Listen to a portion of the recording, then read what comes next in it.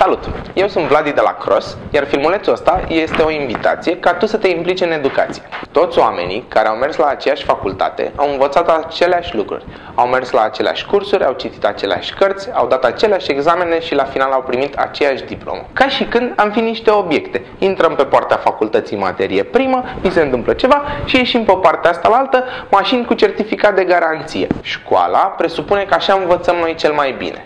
În realitate, nu suntem identici. Fiecare dintre noi are nevoi, interese și pasiuni proprii, stiluri și strategii de învățare diferite în momente diferite. Școala este mediul în care petrecem timp ca să învățăm. De ce n-ar fi organizată ca să țină cont de toate astea? Acum, gândește-te ce ți oferă universitatea și nu poate să-ți ofere altcineva. Înainte, răspunsul era informație.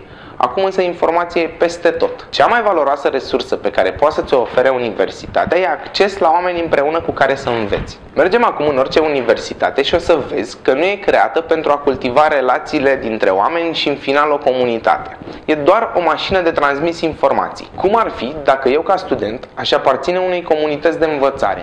În ea aș fi liber să pun oricui întrebări, să stau de vorbă cu oricine ca egal, am rezolvat probleme împreună și am învățat unii de la alții în fiecare zi. Acum, gândește-te la ce-ți vine în minte când spun a învăța.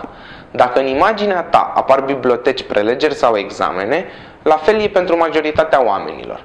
Și acum gândește-te cum ai învățat, spre exemplu, să navighezi pe internet ca să ajungi la filmulețul ăsta. Ce carte despre navigarea pe internet ai citit? Tind să cred că niciuna. Mai degrabă ai făcut asta natural, pornind de la obstacole pe care le-ai rezolvat, alte obstacole ai rezolvat și ai învățat un pic în fiecare zi. Și încă înveți. Școala presupune că învățăm pornind de la teorie și ajungând cândva, poate, să punem în practică. În realitate, oamenii învață cel mai bine pornind de la probleme practice și dezvoltând modele, adică teorii, pentru a rezolva acele probleme. Toate astea sunt trăsături profunde ale sistemului școlar și universitar, așa cum a fost el gândit acum mai bine de 200 de ani, la începutul erei industriale. Școlile și universitățile sunt inspirate din modul de organizare al fabricilor și uzinelor. Este un model de învățare care cultivă conformism, obediență, pasivitate și apatie. Acum 4 ani eram 5 prieteni care am încercat ceva nou în educație. Prima dată într-un program mic de învățare de 6 luni cu 20 de tineri.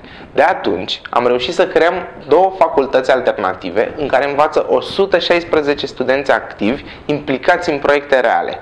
În dezvoltarea lor se implică acum 10 companii, 20 de coach profesioniști, 40 de mentori cu experiență profesională și 45 de consilieri pentru autonomie în învățare. Alături de ei suntem 10 angajați care lucrăm la asta în fiecare zi. În toamnă am deschis primul centru de învățare dedicat comunităților.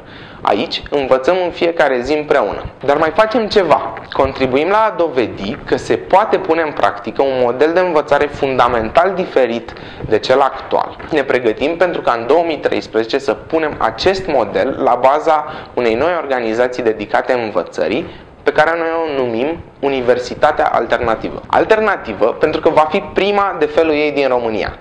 Ca și când, într-o hală industrială, a răsărit pentru prima dată un copăcel. El ne-ar aminti de importanța naturii pentru noi.